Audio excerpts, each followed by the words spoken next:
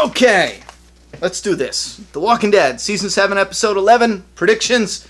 I'll be honest, I totally forgot. Listen, I am in the middle of something that's still, I'm just behind, and I'm sick of saying it. Guys, I'm so fucking behind. Every time I think I'm getting ahead, something else happens, and I gotta do this, and then this is sitting here.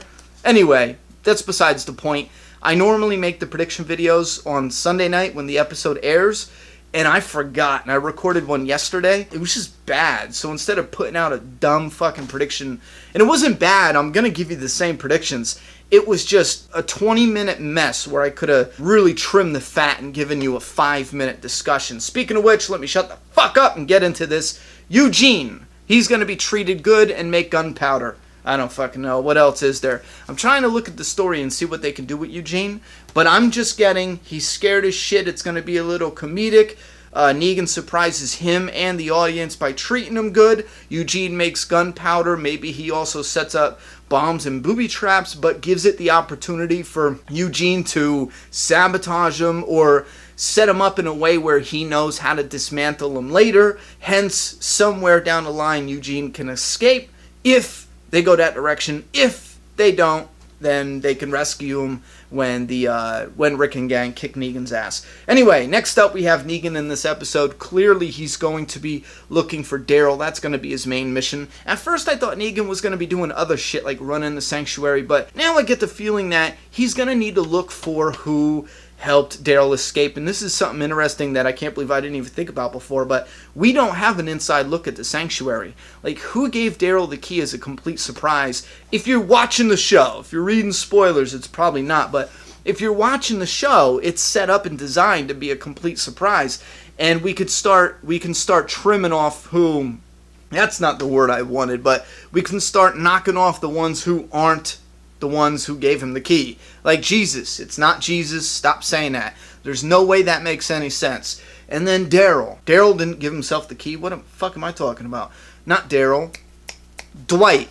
They look the same. You know what I mean? Can you blame me? It's not Dwight that gave Daryl the key. You can mark that off the list. So it gotta be Sherry from what we see, unless they throw in some mystery surprise character and they say, gotcha. Will they do that? If they do, I have no idea, because we've only seen assholes in the sanctuary, so they would have to give us a new character, you know what I'm saying?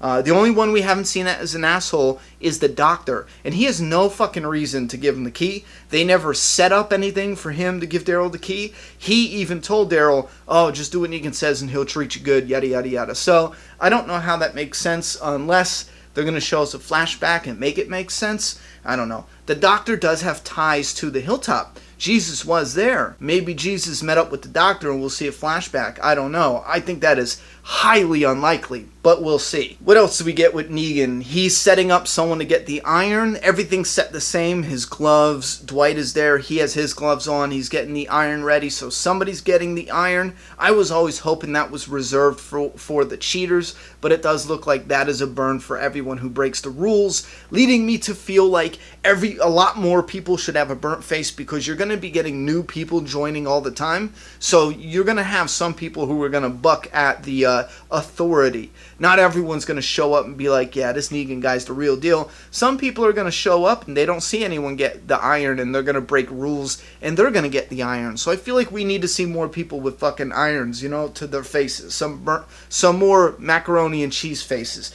No, pizza faces. Macaroni and cheese faces. That don't make no fucking sense. Some cheese face characters. Anyway, so they're setting up for that. He is looking at Dwight, a little suspect in the one promo. I'm not going to read too much into it, though, because we don't know if Dwight was in charge of Daryl, and we haven't seen Dwight do anything to Negan at this moment for Negan to be suspicious. So that finally leads us to the other aspect of this episode, and the most exciting for me personally, Dwight. I love Negan, huge fan of Negan. Jeffrey Dean Morgan is doing a fantastic job as Negan, but Dwight's character has me more interested at this point in time, because what I thought they were going to do with his story, they haven't done it yet, but all the setup is there. Like, they set that shit up. They just haven't made a move yet. And I'm kind of like, why not? You know what I mean? What are you waiting for? There's so many different opportunities where you can start putting in a little bit of Dwight showing how little by little he is unhappy. They did a little bit, but it's just kind of like a look here, a sound there, a little bit of denial here, a sound. I don't know what the fuck that was. But anyway, we do see Dwight go into this house. I've seen a lot of comments saying that's Carol's house. I don't know if you guys even match the houses up, because those are not, the same houses at all. One is like busted up and kicked in. Carol's has like that fence around it with the graves, the cemetery and whatnot. And the one house that Dwight is going to, he could see the door open and think maybe he's tracking Daryl. It would be cool if he thinks he's tracking Daryl and he's really tracking somebody else, like some other lone survivor, I don't know. Or he could be going back to his old house and he could be looking for something he left there, get pissed off, and he throws the drawer.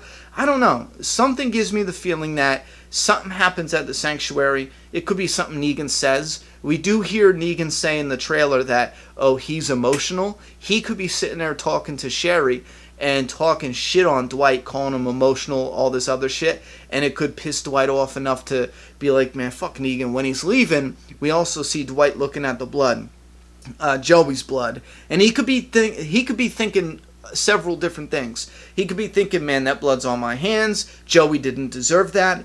Or, a complex thought, he could actually be thinking, what if we lose? Like, that is a Savior's blood.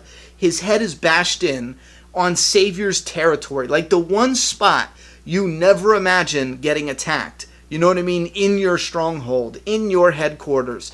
Dwight is looking at that pile of blood thinking, what if I'm on the wrong side here? What if they can band together, and they do, and they take the Saviors out? You know what I'm saying? I'm stuck dying alongside a person I fucking hate, which is Negan. So there's a lot you can pull away from that blood. I'm hoping they go some type of direction with that, because I love that idea that Dwight is so disgusted with the possibility of dying next to someone he fucking hates. You know what I mean? So that's what helps get him thinking about going to Daryl and them with some information. I think Daryl would kill him on sight. So we would need to do... Oh, wait a minute. Daryl just left the kingdom.